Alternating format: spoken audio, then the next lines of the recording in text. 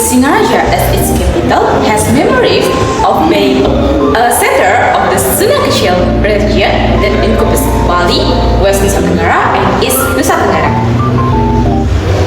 Bulaleng's past glory can be visiting by the Sunda Ketjil Museum Singaraja, located in former port of Buleleng, Bali.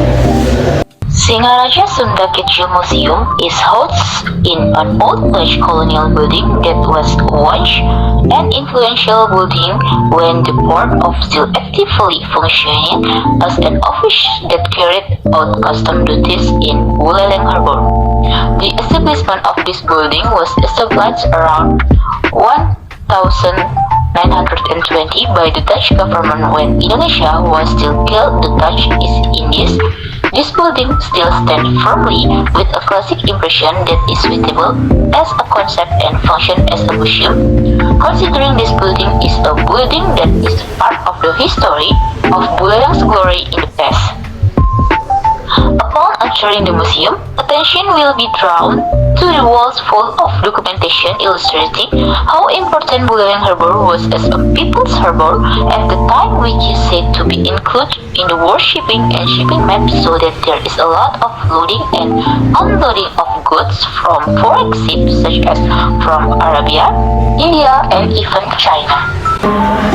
Sunda Ketjil, the eastern front as the proclamation reverberates. Sunda Ketjil with Singaraja as the capital bolstered the eastern part of Indonesia after independence was proclaimed in 1945. The group of islands became the first province of the Republic of Indonesia along with Sumatra, West Java, Central Java, East Java, Maluku, Sulawesi, and Kalimantan. Sunda Ketjil province was officially established on August 1945 and disintegrated in 1958. Politically, Sunda Ketjil could raise the Indonesian flag on October 10, 1945 because the means of communication were limited. The rule of the province at that time for the Negara Kesatuan Republik Indonesia or NKRI was very important in maintaining the sovereignty of Bali, West Nusa Tenggara, East Nusa Tenggara, and the surrounding area. Hello everyone, I'm Arda, and now I will tell you about Miss University Ketjil. Besides the visiting of all Sunda Ketjil and Buleleng before and after independence, a number of these historic objects below Master University Ketjil, who was national hero born in Soenda, May 19,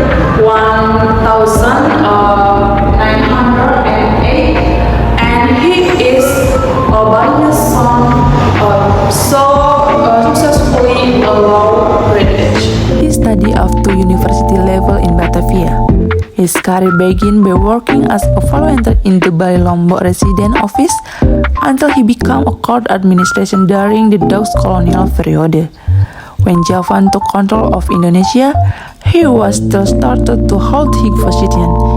In addition, he became one of the influential figures in the preparation and after the proclamation, being a figure who participated in the meeting of the Indonesia Independent Preparatory Community.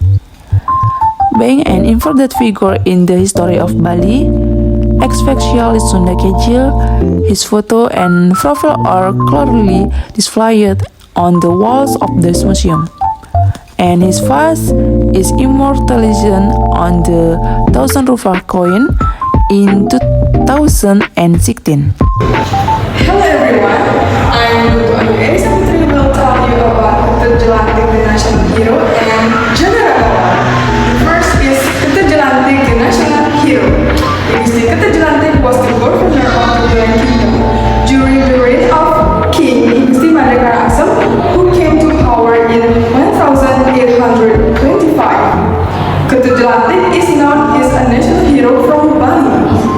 He received the title of national hero on August 19, 1993 from the President of Indonesia for his bravery against the Dutch of colonialists. When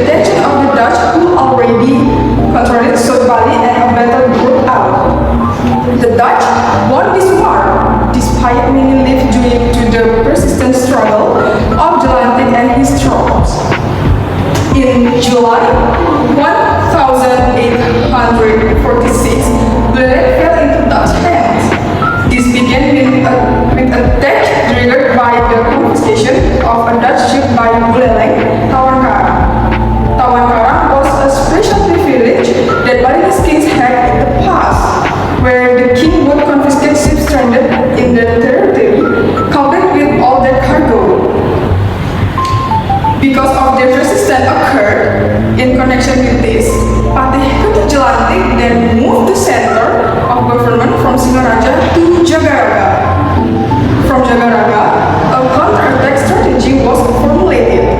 This war lasted for 2 days. Not only that, this war is famous for the tenacity of the people and troops of Buleleng.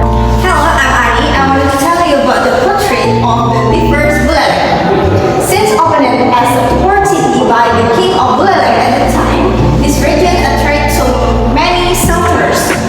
The manner of the people, which is were very often made this region a great portrait of diversity in Indonesia.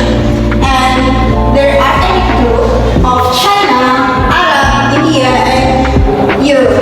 And from the Nusantara or local, we have Malaysian, Manado, Maluku, Bugis, and Java. Hello everyone, my name is Widnyani. I will tell you about the charm of tree of the Brunei. Brunei was the capital city of Soenda Ketjil at the time.